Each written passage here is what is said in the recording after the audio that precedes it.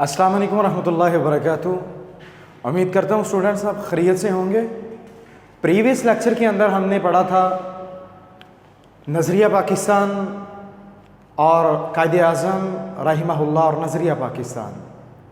تو آج بیٹا ہم پڑھیں گے فرسٹ چیپٹر اسلامی جمہوریہ پاکستان کا قیام، اور اس کا تھرڈ ٹاپک ہے علامہ محمد اقبال اور نظریہ پاکستان۔ بیٹا نظریہ پاکستان کے حوالے سے علامہ محمد اقبال رحمہ اللہ نے جو دعویٰ کیا تھا کہ ہندو اور مسلم دونوں الگ قومیں ہیں اور دونوں ایک دوسرے سے کلچر کے اعتبار سے، ثقافت کے اعتبار سے، تہذیب کے اعتبار سے جداگانہ مقام رکھتے ہیں، ان کی جداگانہ حیثیت ہے۔ مسلمان اور ہندو ایک ہی ملک میں رہ کے کبھی بھی لانگ ٹرم اپنے مسائل کو حل نہیں کر سکیں گے۔ ایک نہ ایک دن مسلمانوں کو الگ وطن بنانا پڑے گا اور اس کا حل جداگانہ مملکت کا انتخاب ہی ہوگا، جس کو مزید آپ نے واضح کرتے ہوئے فرمایا کہ یہ جو ہندوستان ہے یہ ایک قوم نہیں، یہاں دو قومیں ہیں اور دونوں قومیں ایک دوسرے سے بہت ہی مختلف ہیں، نظریے کے اعتبار سے، سوچ کے اعتبار سے، معاملات کے اعتبار سے، ثقافت کے اعتبار سے، تہذیب کے اعتبار سے۔ تو اس کا ایک ہی حل آپ نے بتایا، اور وہ حل کیا تھا؟ نظریہ پاکستان کے حوالے سے آپ نے کیا دعویٰ کیا تھا کہ ایک نہ ایک دن جو ملک پاکستان بنے گا انشاءاللہ مسلمان ایک الگ وطن بنائیں گے، جداگانہ حیثیت ہوگی، جداگانہ پہچان ہوگی اور جداگانہ ثقافت ہوگی۔ تو پھر وہ معاملہ بھی ہمارے سامنے آیا، جو آپ نے دعویٰ کیا تھا وہ دعویٰ سچ ہو کے رہا۔ اور 1930 میں علامہ محمد اقبال رحمہ اللہ نے مسلم لیگ کے سالانہ اجلاس کو خطاب کرتے ہوئے کیا ارشاد فرمایا؟ ایک تو MCQs آپ کا آ جاتا ہے کہ ڈاکٹر علامہ محمد اقبال نے خطبہ الہ آباد کب دیا، تو ہم کیا کہیں گے؟ آپ نے خطبہ 1930 میں دیا۔ اور اگر ایسے آ جائے کہ 1930 کو ڈاکٹر علامہ محمد اقبال نے کہاں خطبہ دیا، تو آپ کیا کہیں گے؟ 1930 کو ڈاکٹر علامہ محمد اقبال نے الہ آباد۔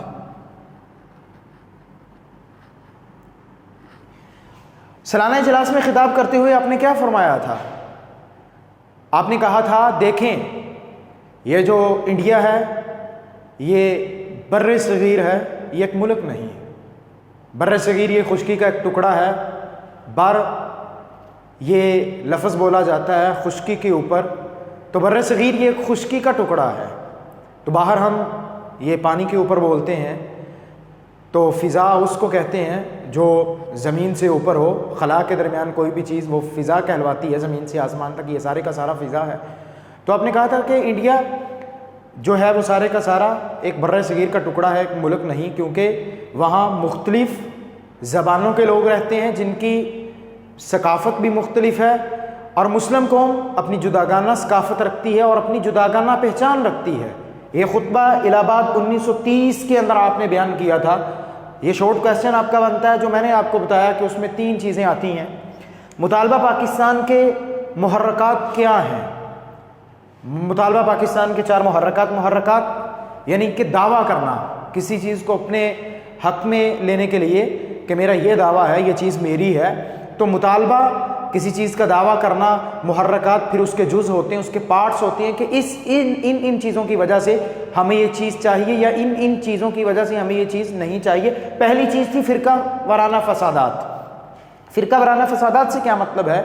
کہ وہاں فرقے تھے، مسلم بھی تھے، ہندو بھی تھے، اور آپس کیا جب ان کا کلچر ایک نہیں تھا، تہذیب ایک نہیں تھی، عبادات کے معاملے ایک نہیں تھے، رہن سہن کے طریقے مختلف تھے، تو ان کا ایک جگہ پہ رہ کے زندگی بسر کرنا بڑا ہی مشکل تھا، بڑی کریٹیکل صورتحال تھی، ٹف سچویشن تھی۔ تو اس صورتحال کے اندر فرقہ وارانہ فسادات کی وجہ سے مطالبہ پاکستان کا پہلا محرک تھا۔ ہم نے اس وجہ سے مطالبہ کیا کہ وہاں 2 قومیں رہتی ہیں اور 2 قومیں ایک ملک میں رہتے ہوئے صحیح معنوں کے اندر اپنے اصولوں کے مطابق زندگی بسر نہیں کر سکتی، ہمیشہ ان کے اندر تفاوت رہے گا، اختلافات رہے گا، جس کا ایک ہی حل ہے اور وہ ہے ایک الگ مملکت۔ نمبر 2 پہ معاشرتی حالات۔ معاشرے کے اندر حالات کیا ہے؟ مثال کے طور پہ ایک ہی گاؤں میں رہنے والے یا ایک ہی گلی میں رہنے والے مختلف مذہبوں کے لوگ ہوں، مسلمان کہیں کہ ہم نے اس دن میں یہ کرنا ہے اور دوسرے غیر مذہب کے لوگ کہیں ہم نے یہ کرنا ہے، تو اس کی وجہ سے معاشرہ خراب ہو جاتا ہے۔ معاشرتی حالات ایسے نہیں تھے کہ مسلمان اور ہندو وہاں زندگی بسر کر سکتے، بلکہ حالات ایسے ہو چکے تھے، عزتوں کا تحفظ بھی نہیں تھا، دین کا تحفظ بھی نہیں تھا، ملازمتوں کا تحفظ بھی نہیں تھا، مسلمانوں کو ان کے حقوق دیے ہی نہیں جا رہے تھے، جس کی وجہ سے کیا کیا، ہم نے الگ وطن کا مطالبہ کیا۔ نمبر 3 پہ مسلم زبان و ثقافت۔ مسلمانوں کی زبان کیا ہے؟ اردو ہے۔ ان کی ثقافت کیا ہے؟ جسے ہم انگلش میں کلچر کہتے ہیں، تہذیب اور تمدن کے معنی میں بھی لیا جاتا ہے، کہ مسلمان جو اپنی زبان رکھتے تھے یہ تھی اردو، جبکہ انہوں نے اردو کو ختم کر کے دفاتر سے ہندی کو رائج کیا، اور جو رسم الخط تھا یوناگری رسم الخط اسے منتخب کر لیا، اور مسلمانوں کی زبان کو اپنے دفاتر سے ہی نکال دیا۔ تو یہ بہت بڑا گیپ تھا، اور یہ بہت بڑا مسلمانوں کے لیے ایک سانحہ کی طرح تھا کہ مسلمانوں کی زبان ہی ان سے چھین لی جائے، جو کہ ان کا اثاثہ تھا۔ ثقافت، اب وہ دیکھیں ان کی ثقافت کیا ہے، رسم و رواج ہے۔ جیسے آج بھی ہم کچھ چیزیں ساتھ لے کے آئے ہیں، ہر علاقے کی ثقافت مختلف ہوتی ہے، تہذیب مختلف ہوتی ہے، تو مسلمانوں کی تہذیب ان سے مختلف تھی، ثقافت ان سے مختلف تھی، رہن سہن کے اصول ان سے مختلف تھے۔ یہ مطالبے کا تیسرا محرک تھا جس کی وجہ سے ہم نے پاکستان حاصل کرنے کا مطالبہ کیا۔ ایک الگ مملکت کا تصور جو تھا اس کو عملی جامہ پہنانے کے لیے ہمیں یہ کرنا پڑا۔ نمبر 4 پہ 2 قومی نظریہ، وہی تصور، فکر، سوچ، لائحہ عمل جس کے لیے ہم نے سارا کچھ کیا۔ 2 قومی نظریہ کے 2 بڑی قومیں تھیں وہاں، اور دونوں کا نظریہ مختلف تھا، جس کی وجہ سے ہمیں پاکستان کو حاصل کرنے کے لیے مطالبہ کیا، اور وہ الحمدللہ رفتہ رفتہ پروان چڑھا، اور پھر ایک شرمندہ خواب بھی بنا۔ شرمندہ خواب بنا تو الحمدللہ آج ہم اس ملک کے اندر رہ رہے ہیں، زندگی بسر کر رہے ہیں۔ اور یہ تو تھا علامہ محمد اقبال اور نظریہ پاکستان۔ 2 شارٹ اس میں سے بن جاتے ہیں۔ علامہ محمد اقبال نے نظریہ پاکستان کے حوالے سے کیا دعویٰ کیا، اور نمبر 2 کیا ہے کہ 1930 میں علامہ محمد اقبال نے مسلم لیگ کے سالانہ اجلاس میں خطاب کرتے ہوئے کیا ارشاد فرمایا، اور MCQs میں نے دونوں طرح بتا دیا تھا کہ خطبہ الہ آباد کب ہوا، اور اگر کہاں ہوا تو وہ الہ آباد ہے۔ اور یہ تیسرا آپ کا شارٹ ہے، مطالبہ پاکستان کے 4 محرکات بیان کرے، تو آپ نے یہ محرکات بیان کرنے ہیں۔ اس کے علاوہ اور بھی محرکات ہیں۔ تو دوسرا ٹاپک جو آج ہم ڈسکس کریں گے وہ ہے نظریہ پاکستان کے اجزاء ترکیبی۔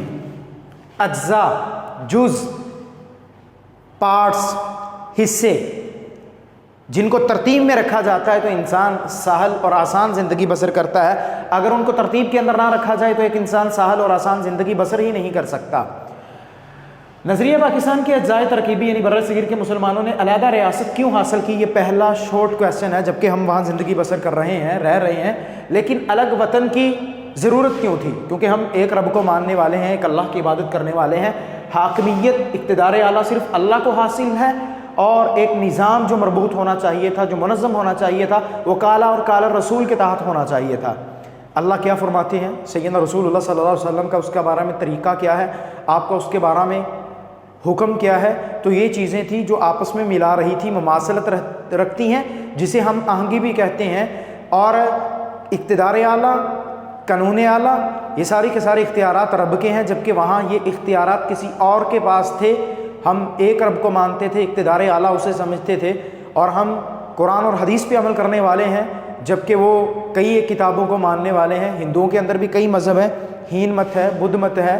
تو اب یہاں پہ جو ایک چیز اللہ کے نبی صلی اللہ علیہ وسلم کی حدیث ہے، علیحدہ کیوں ریاست حاصل کی، اس پہ کون سا اسلام نافذ ہونا چاہیے تھا، کون سے اصول ہونے چاہیے تھے، اللہ قرآن مجید کے اندر فرماتے ہیں کہ جب بھی کوئی قوم مجھے تھام لیتی ہے، میری کتاب کو تھام لیتی ہے، تو وہ کامیاب ہو جاتی ہے۔ اور اللہ کے نبی صلی اللہ علیہ وسلم فرماتے ہیں لن تضلوا ما تمسکتم بہما کتاب اللہ و سنت رسولی، تم ہرگز گمراہ نہیں ہو سکتے جب تک تم 2 چیزوں کو مضبوطی سے تھامے رکھو گے، ایک اللہ کا قرآن ہے اور ایک رسول اللہ صلی اللہ علیہ وسلم کا فرمان ہے۔ اسی وجہ سے ہم نے علیحدہ ریاست کا مطالبہ کیا۔ پہلی چیز اس میں آتی ہے نظریہ پاکستان کے اجزاء ترکیبی میں عقائد و عبادات۔ فرسٹ ایئر میں اسلامیات کے اندر آپ نے عقیدے کی بحث پڑھی ہے، گرا لگانا، باندھنا، اور گرا لگائی ہوئی یا باندھی ہوئی چیز، اور اسے اصطلاحی معنی میں کہتے ہیں انسان کے پختہ اور اٹل نظریات کو عقائد کہتے ہیں، جس کی مثال ایک بیج کے ساتھ دی گئی تھی جو انسان کے دل و دماغ پہ حکمرانی بھی کرتے ہیں، اس کے سارے اعمال کے محرک۔ تو پہلی چیز اس میں عقائد ہے۔ عقائد میں کون سی چیزیں آتی ہیں؟ آپ نے قرآن کی آیت پڑھی تھی فرسٹ ایئر میں، وَلَٰكِنَّ الْبِرَّ مَنْ آمَنَ بِاللَّهِ والیوم الآخر والملائکۃ والکتاب والنبیین۔ عقائد میں 5 چیزیں آتی ہیں جن پہ عمل پیرا ہونا انسان کا بے حد ضروری ہے، اور ملک پاکستان کو حاصل کرنے کے بعد سب سے پہلا ہمارا تقاضا یہ تھا کہ ہمارے عقائد مضبوط ہونے چاہیے، اور عقائد کے بعد عبادات کے معاملے ہم آزادانہ طور پہ ادا کر سکیں، کیونکہ ایاک نعبد و ایاک نستعین، ہم عبادت بھی خاص اللہ کی کرتے ہیں، مدد بھی خاص اللہ سے مانگتے ہیں، اور زندگی کے اندر انسانوں کی پیدائش کا اور جنوں کی پیدائش کا مقصد بھی یہی تھا، وما خلقت الجن والانس الا لیعبدون۔ اللہ فرماتے میں نے نہیں پیدا کیا انس و جن کو مگر اپنی عبادت کے لیے۔ اور پھر اللہ قرآن مجید کے اندر فرماتے ہیں کہ اللہ تعبدوہ الا ایاہ، کہ صرف خاص اسی کی عبادت کرنی چاہیے۔ تو عقائد میں سب سے پہلی چیز آتی ہے توحید۔ توحید کیا ہے؟ اسے وحدہ لا شریک سمجھنا، اسے اکیلا سمجھنا، اسے یکتا ماننا، اسے تنہا سمجھنا۔ بگڑیاں بنانے والا بھی وہ ہے، اولادیں عطا کرنے والا بھی وہ ہے، فیض عالم بھی وہ ہے، سارا کچھ اللہ کے پاس ہے۔ تو عقیدے میں سب سے پہلے جب توحید وحدہ ہے، وحدہ سے نکلا ہے، اسے اکیلا ماننا، جب انسان اسے اکیلا مانے گا تو یقیناً یہ انسان کی نجات کا سبب بنے گا، جبکہ وہاں یہ کنسیپٹ نہیں تھا، وہاں کئی ایک معبودان باطلہ تھے کہ جس پہ لوگ عمل پیرا تھے۔ توحید کے بعد نمبر 2 پہ چیز آتی ہے رسالت۔ رسالت کیا ہے؟ پیغام پہنچانے والا، پیغام پہنچانے والے کو رسول بھی کہتے ہیں، پیغمبر بھی کہتے ہیں۔ اور رسول کیا کام کرتا ہے؟ یہ جبریل امین سے وحی لے کے لوگوں تک پہنچاتا ہے اللہ کے پیغام کو۔ اور رسالت اللہ تعالیٰ کے بعد رسول اللہ صلی اللہ علیہ وسلم پر ایمان لانا، یہ انسان کے ایمان میں شامل ہے۔ اگر اللہ کے بعد رسول اللہ صلی اللہ علیہ وسلم پہ ایمان نہیں لائے گا تو انسان کبھی بھی مومن نہیں ہو سکتا۔ لا الہ الا اللہ محمد رسول اللہ، دونوں چیزیں اکٹھی ہیں، دونوں میں مماثلت ہے، نہیں کوئی الہ مگر اللہ، اور محمد صلی اللہ علیہ وسلم اللہ کے رسول ہیں۔ رسالت کے بعد تیسری چیز آتی ہے یوم آخرت۔ عقائد میں منافقین مکہ، مشرکین مکہ کا یہ کنسیپٹ تھا مرنے کے بعد دوبارہ نہیں اٹھائے جائیں گے، بلکہ مر جائیں گے تو ختم ہو جائیں گے، جبکہ اللہ قرآن مجید کے اندر فرماتے ہیں بل نسویہ بنانا، ہم تو انسان کے پور پور بنائیں گے، اس کی انگلیوں کو دوبارہ جوڑیں گے، اسے پھر کھڑا کر دیا جائے گا، اس سے سوالات کیے جائیں گے، زندگی کہاں بسر کر کے آیا اور کیسے بسر کر کے آیا، اور اس کا تقاضا کیا ہے کہ مرنے کے بعد دوبارہ جی اٹھانے پہ انسان کا ایمان ہونا چاہیے۔ نمبر 4 پہ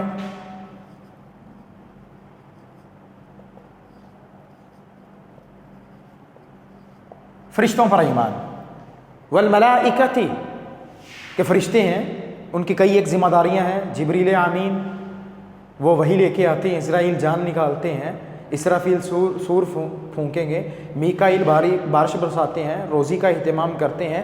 تو آخری بات فرشتوں پر ایمان کے بعد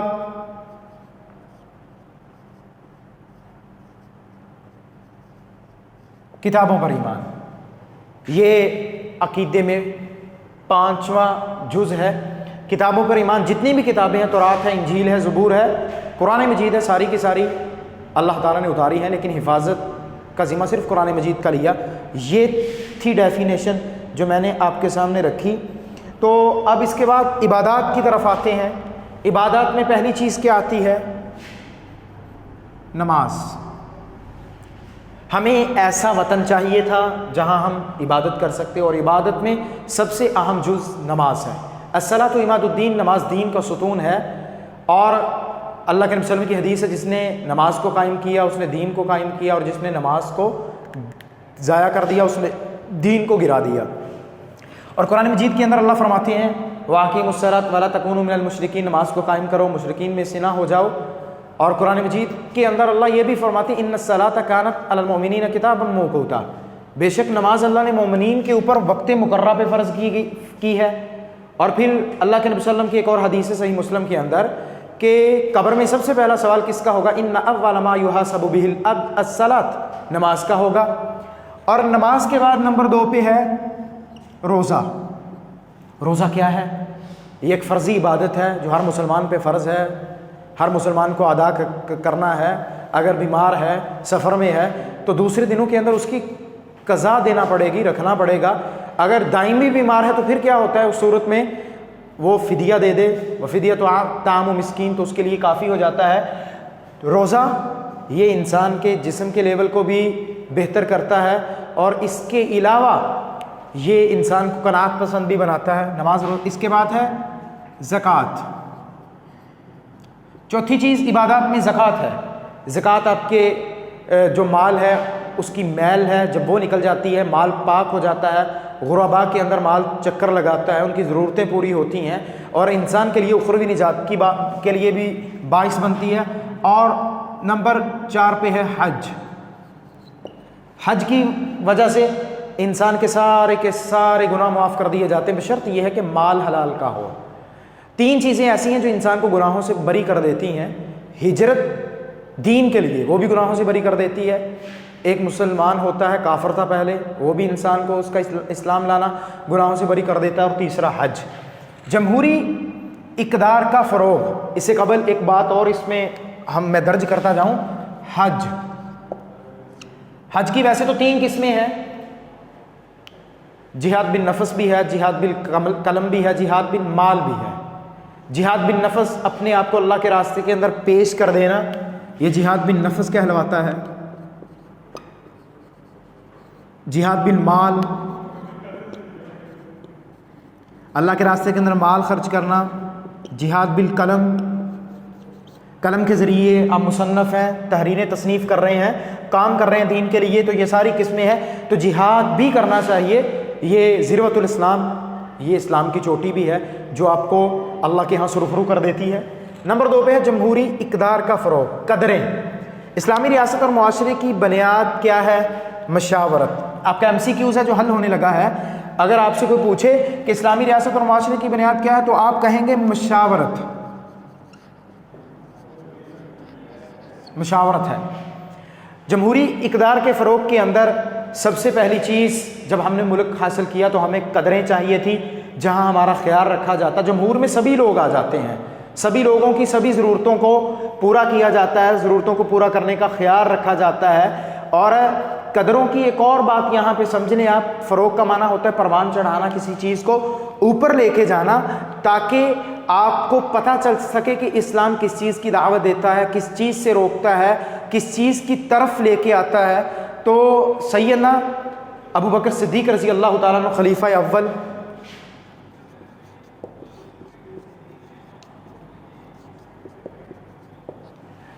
آپ نے کیا کہا تھا؟ آپ تب تک میری بات پہ عمل پیرا ہونا جب تک میری بات اسلام کے اصولوں کے مطابق ہو۔ یہ شارٹ کویسچن بھی ہے کہ سیدنا ابو بکر صدیق رضی اللہ تعالیٰ عنہ نے کیا فرمایا تھا جمہوری اقدار کے حوالے سے، تو ہم کیا کہیں گے کہ تب تک میری بات پہ عمل پیرا ہونا جب تک وہ بات اسلامی اصولوں کے مطابق ہو۔ اگر اسلامی اصولوں کے مطابق نہیں تو آپ اس پہ عمل پیرا نہیں ہوں گے، بلکہ آپ کے دل میں جو آئے پھر وہ کریں۔ اور آخر پہ 14 فروری 1948 کو سبی کے مقام پہ قائد اعظم رحمہ اللہ نے کیا فرمایا تھا؟ آپ نے بڑی پیاری بات کی تھی، آؤ ہم اپنے جمہوری نظام کو اسلامی رنگ میں اور اسلام کے اصولوں کے مطابق چلاتے ہیں، اور ہمارا اسلام بھی ہمیں یہ درس دیتا ہے کہ ہم اسے باہمی مشورے کے ساتھ طے پائیں، باہمی مشورہ کرنے کے بعد ایک چیز کے بارے میں حکم جاری کریں، تاکہ ہماری جو قدریں ہیں وہ بہترین سے بہترین ہو سکے اور مسلمانوں کو ان کے حقوق مل سکے۔ نمبر 3 پہ ہے معاشرتی انصاف اور مساوات۔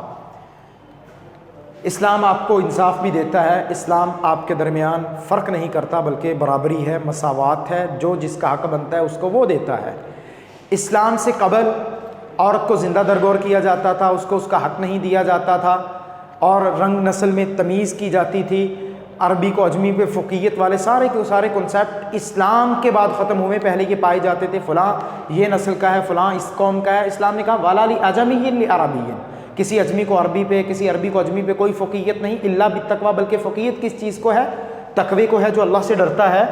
تو سیدنا عمر فاروق رضی اللہ تعالیٰ عنہ نے کیا کہا تھا معاشرتی انصاف اور مساوات کو بہتر بنانے کے حوالے سے؟ آپ نے کہا تھا کہ اگر میرا بیٹا بھی کسی معاملے میں انوالو ہو تو اسے بھی سزا دوں، اور آپ نے اپنے بیٹے کو جرم کی وجہ سے سزا بھی دی تھی، یعنی کہ خود آپ نے قوانین پہ عمل پیرا ہو کے دکھایا تاکہ لوگ بھی اس پہ عمل پیرا ہو۔ تو عورت کا مقام اسلام میں، مساوات کی بات کریں، انصاف کی بات کریں، پہلے عورتوں کو حق نہیں دیا جاتا تھا، اسلام نے وہ ماں کی صورت میں ہے تو الجنت تحت اقدام الامہات، اس کے قدموں کے نیچے جنت رکھ دی. بیوی ہے تو دنیا کل متاع و خیر المتاع الدنیا المرأۃ الصالحہ، فرمایا دنیا سارے کا سارا فائدہ لیکن بہترین فائدہ نیک بیوی ہے. اور اگر بہن ہے تو وہ اپنے بھائی کا سہارا سمجھ کے اسے مضبوط سمجھتی ہے. بیٹی ہے تو وہ آپ کے لیے جنت کی بشارت ہے.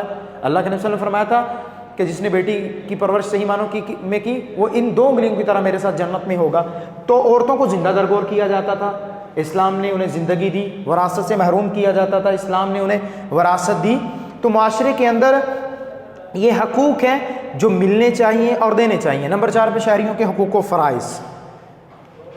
اسلامی مملکت ہے، اس میں شہریوں کے حقوق کا خیال رکھا جائے، ان کے فرائض کا خیال رکھا جائے. حقوق میں 3 چیزیں آتی ہیں: جان، مال اور تعلیم.